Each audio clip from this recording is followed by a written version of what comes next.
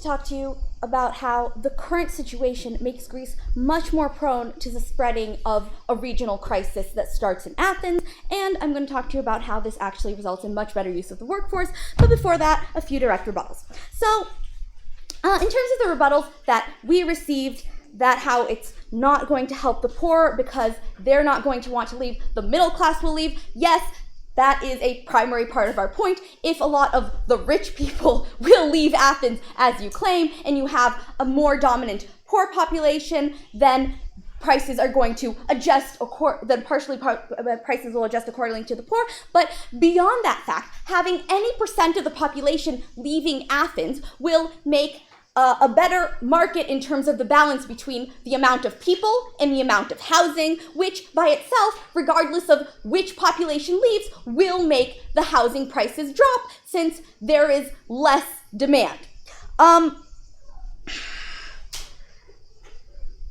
Now, we hear that only the big businesses will be able to take advantage of this, only they will survive, and this will lead to monopolies. Note that there is a very big missing link here. Big companies do not necessarily mean one company that's a monopoly. You already have many companies in Greece. You can have multiple big companies that continue to survive and grow. These big companies will still be in competition.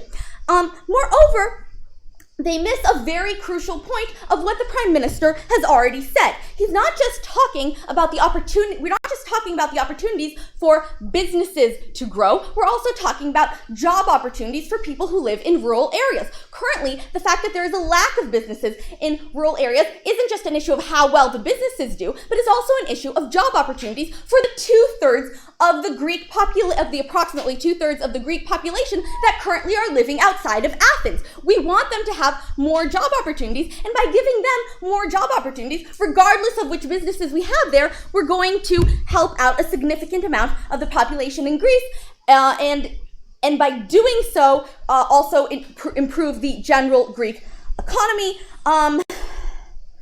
In terms of, we hear that, the rural are going to suffer because the new people who come are going to have an advantage in terms of they're going to have a lower startup cost, and the locals won't have that advantage. Note that the local businesses don't need a startup cost because the local businesses already exist, so they already have an advantage in that sense. And so the help with the startup cost, like we already said, reduces the risk for new companies to move in. Not yet.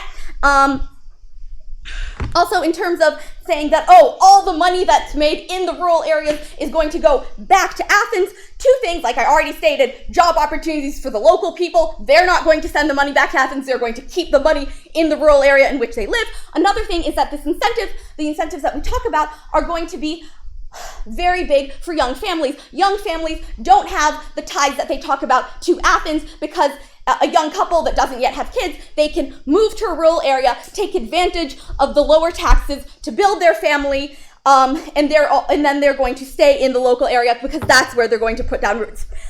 And building infrastructure helps the local area regardless of which businesses go there. Now, on to my point. Bad things happen.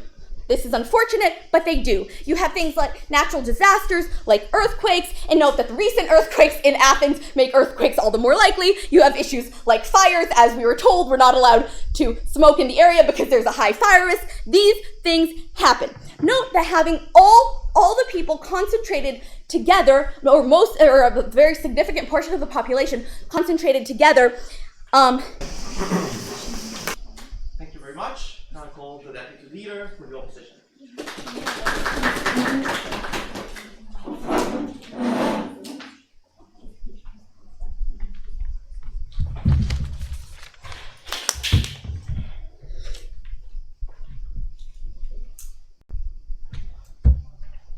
Ready?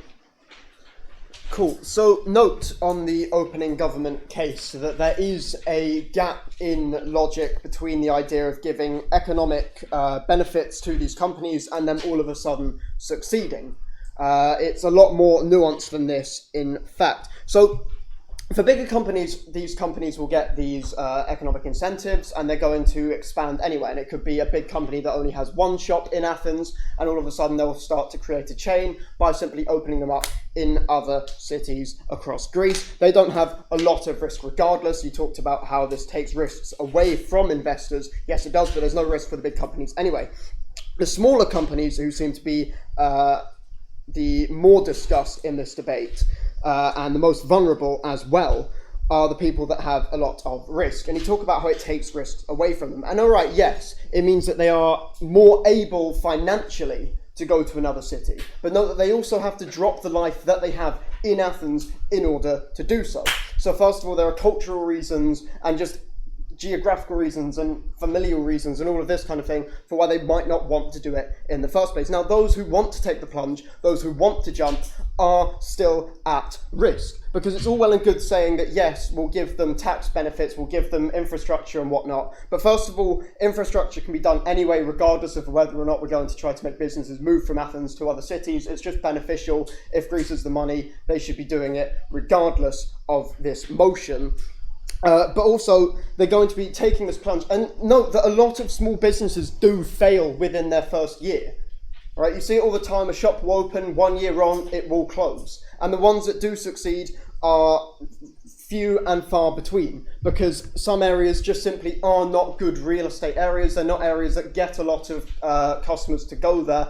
And they're just not good areas to actually invest in the first place, particularly if you're an unknown small business. A big business can simply say, right, we'll just put a shop there, it will be a small one, but it will still sell because the brand sells itself. The small businesses, the brands do not sell themselves. They need to create their own brand. And if you're an Athenian trying to go to another city, it's a lot more difficult to create your brand because you don't know your target audience. You can't just say that, well, my target audience is Greek people, because it's a lot more different than that. You have to say there are people that live in this other city rather than Athens. It's a lot more difficult for them to actually build a brand.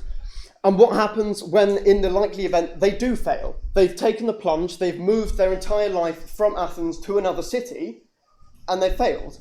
Now, firstly, you talked about rural development. Well, the homes in rural areas are typically a lot more expensive as well. It's a lot more difficult for them to get them. So either they then move into the city and they have to commute to their smaller business or whatever, or they can live in their smaller business or something like that. So there are risks in that regard. But also, they've moved into this house, relying on this business that they hope to create in another city, not for their income, and all of a sudden it's failed and they go bankrupt. Do they then move back home? Later, please. Do they then move back home to Athens and live with their family, or live in the house that they presumably sold in order to move to another city? It becomes a lot more difficult. So there are huge implications to the actual lives of these investors that go far beyond the actual financial risks that you talked about trying to remove for them. Yes? There's an oversupply of rural homes in those areas because not many people live there. So won't they be cheaper? Okay, fine. Maybe they're cheaper in Greece. I'm not too sure about the Greek housing economy. But regardless, they'll move there. And I mean, first of all, the infrastructure, as you talked about, is quite bad. And all right, sure, we can try to improve it.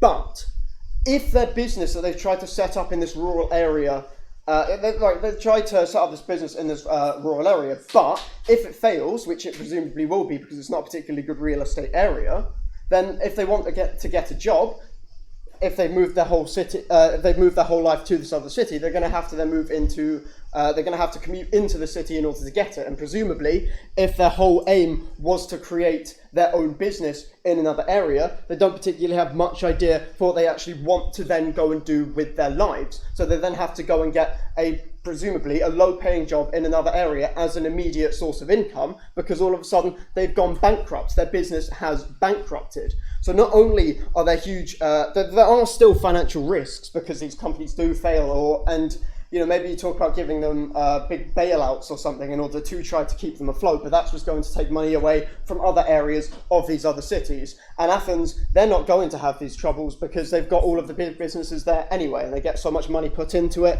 because of the reason that there is so much of the population there, and because all of these big businesses are there. And so as a result, it just creates more of an advantage to the people living in Athens in the first place.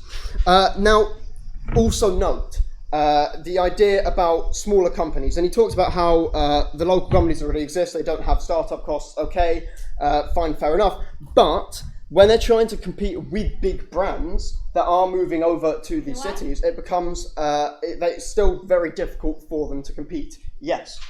Given the high cost, like of real estate in Athens in the status quo, people now who want to open small businesses have a high chance of failure within Athens itself. Right, okay, but what they have is a high chance of failure within Athens, but they have a high chance of failure in general. Right, and the high chance of failure in Athens means they can fail, but they can presumably still continue living in the actual city. They can still continue living with the family that they have in Athens. Presumably they've lived their whole life in Athens, maybe so with their family as well, if they're local families. So what they can do is that their company can fail, all right, and companies do fail all of the time, but they still have their family around them. They do not have this if they have moved their life away to another city. And so they fail, and they don't particularly have this safety net. All of a sudden, they're living in a more unknown area. They don't particularly know what to do with themselves because of it. And as I say, like the actual competition in itself is very difficult because these bigger brands can come over, and they already have that brand recognition, right? And so it's like tourists or something. They'll come over and they'll be more likely to just drift towards the bigger brands, or other people in general that already live in the city. They're more likely to drift towards the bigger brands, and they have this advantage. They can move over. They can make their prices smaller without as much economic risk to themselves in order to outcompete all of these other smaller businesses who then have to make their own prices smaller in order to try to compete to get these customers to go to them to buy their products, which just harms their own profit margins. So for all of these reasons, I urge you to oppose. Thank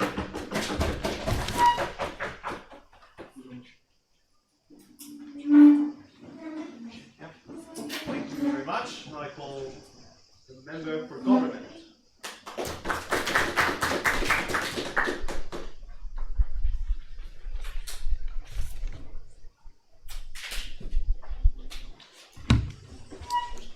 What this debate has, sorry, are you ready? No. Okay.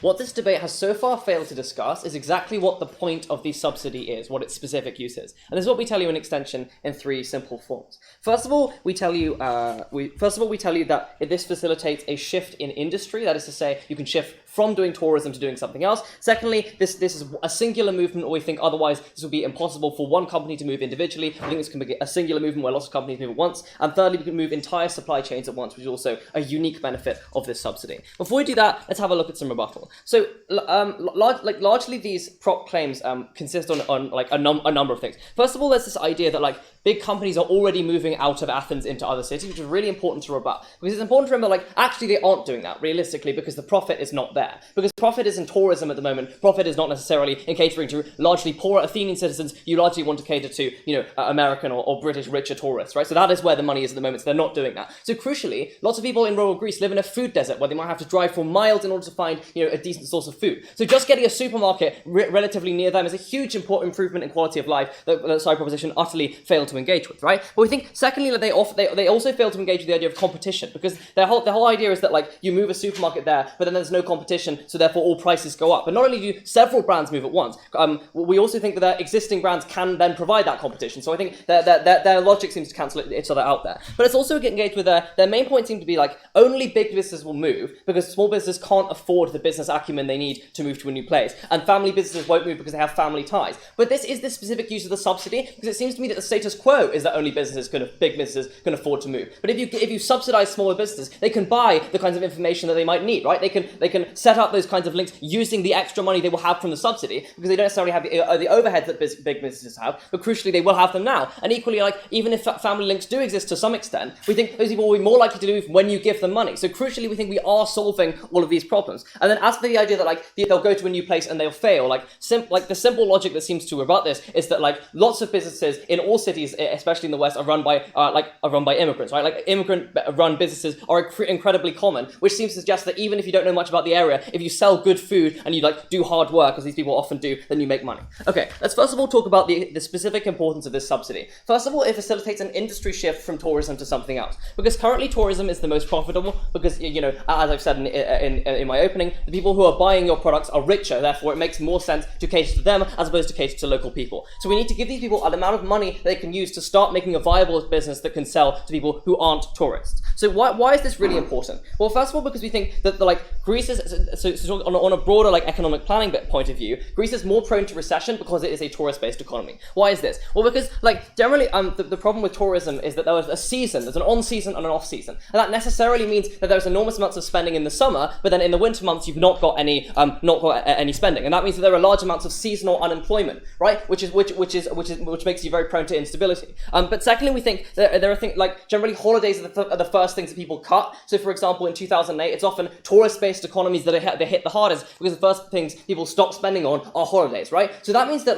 the roots of Greece's current economic crisis, I think, are in the fact that they are too reliant on tourism, right? So how do we think we solve this problem? Well, firstly, because we think that when you give people a financial incentive to move away, they're not cities that aren't Athens are less likely to be tourist cities. Why is this? Because Athens has the monuments, it has all of the things that has many of the things that tourists want to see. It's famous, it's world renowned. So when you move into cities which are largely populated by locals, which don't have the same kind of tourist industries, which don't have the same kind of tourist attractions, we think you're going to have to set up other sorts of industries. These industries are likely to be things like manufacturing, right? Greece would be incredibly good at manufacturing because it has cheap labor, right? It could, for example, cater to German markets because it has very cheap labor, and it's also very close to lots of thriving economies like Germany and France and other more powerful, richer Western European nations, right? So Greece would be an ideal place to set up a big manufacturing economy. It's currently impossible because of a number of things. What are they? First of all, as I said, there is no financial incentive to move away from tourism because currently all the money is in tourism. If you make the money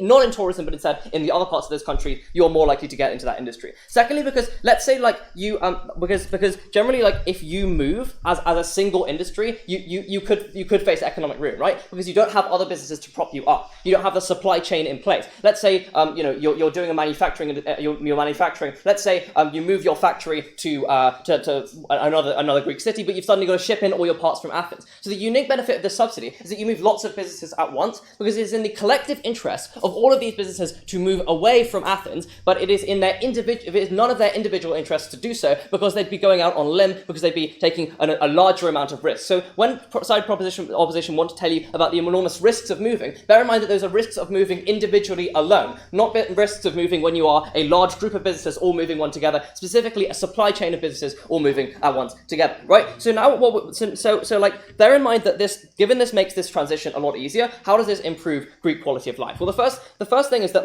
Greece might be able to develop other sorts of industries which could leverage them against the flimsiness and general unsuitability of a tourist market to a nation that size. It might be able to develop an industry which could insure it against greater economic shocks, which is surely the biggest possible benefit in this debate. But let's also look at specific benefits to these local areas. Well, firstly, as I said, I think what will generally happen is it will stimulate spending, because when you move new businesses into an area, generally we think there are more products available, and therefore people are more likely to be able to want to buy those products, stimulating spending, which we think will help to some extent the economic crisis. The second thing I think it does is it increases employment, because obviously these new businesses which have all moved at once will want to have to hire more people, and so if more people are employed, then less people are relying on the government for their money, and therefore are more likely to be able to support themselves. But we also think that generally what this will facilitate is lowering prices in and out of Athens and out of Athens as well, because in Athens, crucially, the price of living is really high right now,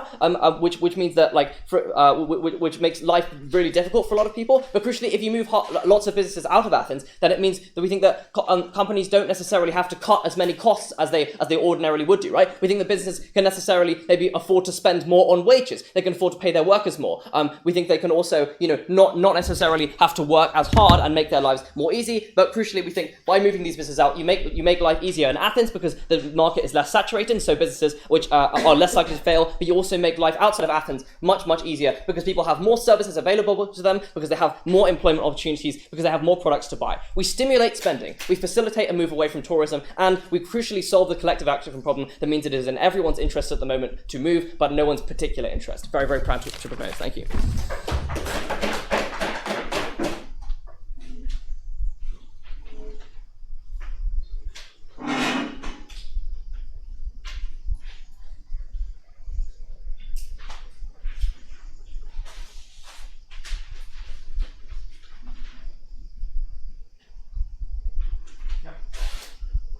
Thank you very much. Now I call a member of the opposition.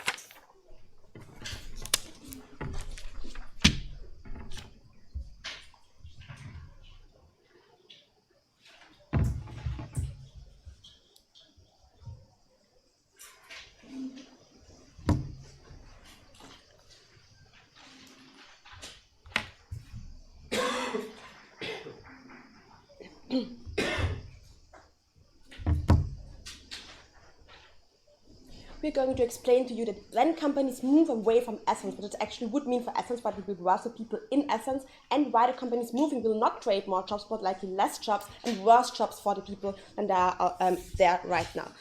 So what's the case? So let's assume that actually we will have more factories in Greece, and that for some reason should evaluate the market. Do not think that actually will happen. Why is this the case? Greece had factories, had manufacturers, but they could not compete in the world market, because reality is, if you can produce cheaply in Taiwan, in China, Greece cannot compete because it's still in the EU, it still has the euro, so Greece cannot be as cheap. If they want to be as cheap, they have to really dump the wages, which actually means it's horrible for people. If there actually is a factory now on the island, nobody wants to go there anymore for tourism because it looks ugly, because there's a factory there now. People tend to not like seeing factories in islands that look beautiful, and the reality is most of Greece is islands, is remote villages where you go for tourism, because tourism is not just in Athens, that's just wrong. Santorini, Crete are destinations where a lot of people are going for tourism because it's beautiful, because the nature is beautiful. If you destroy the nature with factories, you will actually lower tourism. And it's huge revenue in tourism, because what Greece is experiencing right now, it's not a complete recession. Greece is going up. Why is this the case? Because the people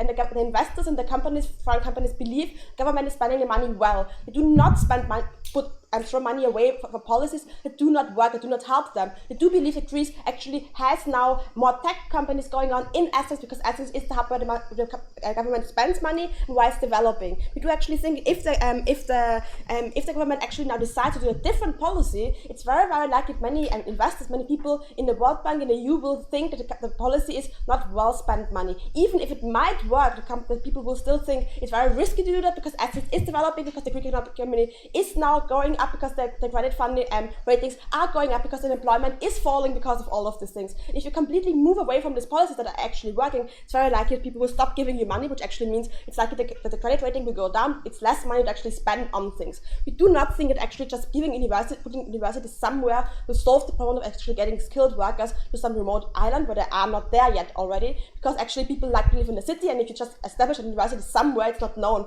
So still skilled people will still want to go to Athens to actually get their university degrees, to actually get their knowledge, because the universities are known and they're good universities, and you will not just go somewhere just because you get a little bit more money if you believe you might not be able to get all the surroundings around it and the best professors. So we do actually think what's actually likely to happen is that actually less people actually trust the Greek economy, because they think good policies that actually were working are now abandoned to actually do something different that probably will not work, because probably will be factories in some places. And you have to understand, if you build a factory on an island, the logistic costs are huge, because there's no airport that actually is there for this purpose. There's no board there for this purpose, which means you need to build all of these things from scratch, because there's just very little there, because nobody actually had this there in the last 50 years or so on. It actually means you have to have a huge amount of money to actually put there to actually do all those things which you cannot spend otherwise, to actually develop things like tech, where people actually could work from wherever, to actually get more money, because factory jobs are low-wage jobs and tech jobs are high-wage jobs. And Greece is developing a tech market as well, because there is actually this hub of Athens where you actually have this amount of knowledge, this amount of people surrounding each other where they actually would talk about these things. And if you move out, and if you believe that the companies just move out in a huge conglomerate into one different city, producing all the problems with Athens will still apply to 2 cities now, 3 cities now. So we do not think that actually the things will be helped, but we have less of these creative hubs in the cities now. We have less innovation, which actually means probably a worse economy for Greece. So it will be bad for them. We will not have the benefits of having things somewhere else. Please. Given this is a distinction between skilled labour and unskilled labour, and people who are skilled will probably still work in tech, why does this motion affect the Greece's tech bubble?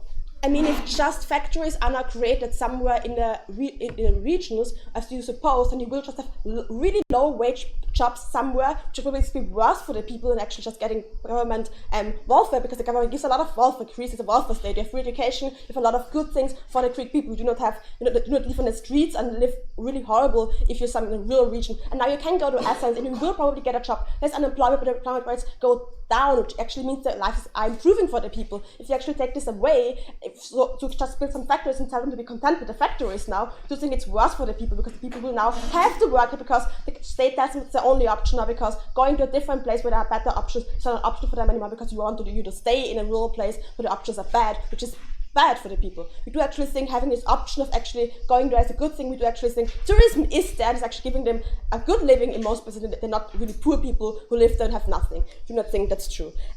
We do actually think, yes, we do actually think there is a huge, many people are actually going to Greece right now because it's known for the beauty. Many rural places and the industry is going up, and more money is flowing into Greece because of this. We think actually we risk actually losing this, which is not a good thing. Yes, so what will the companies look like and actually move? It's not just factories or supermarkets, which if there is actually some movement of companies and people. It's very likely the companies will know there's less infrastructure there, so the government needs to put a lot of money there, which actually means they know there are less skilled workers there, because students still want to go to Athens for the best universities, which actually means they will try to streamline the production. They will try to actually get as little people involved in actually having to go there as possible, because if you actually have to relocate to a rural area, you will try to get as little costs as possible to actually make up for this risk of actually going to a different place, which actually means you will try to employ as little people as possible so that you actually can save money and actually try to streamline this, which actually means in all likelihood, if you actually have to move, it's way easier to actually get rid of people if you actually go to a different place and set up a new company. And if you actually stay in Athens where you actually have people employed, where there actually is employment protection laws, you cannot just get rid of people, but if you actually move and get new people, you can actually get less people employed, which actually means for companies there's a huge incentive to employ less people, which actually means unemployment rates probably will not go down, it will go up in Athens, because there will be some companies going away. They will go probably also up in places where there's a huge of tourism, because it's not as beautiful anymore for the people, so less people will actually come to these regions. There might be low paying wages for them now, but they actually have a terrible job working in a factory with low standards probably, because it's the only way you can somewhat compete with actually this cheap companies in different places.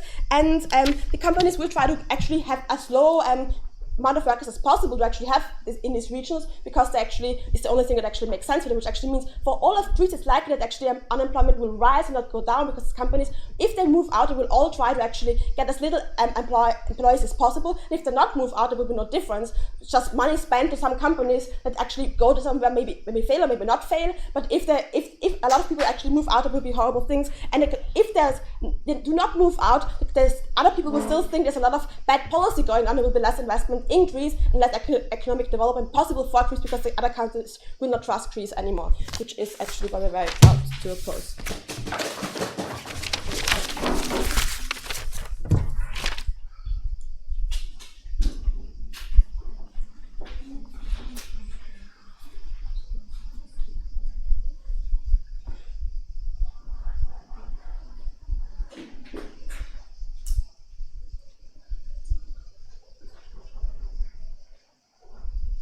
Okay, thank you very much. Now I call the government whip.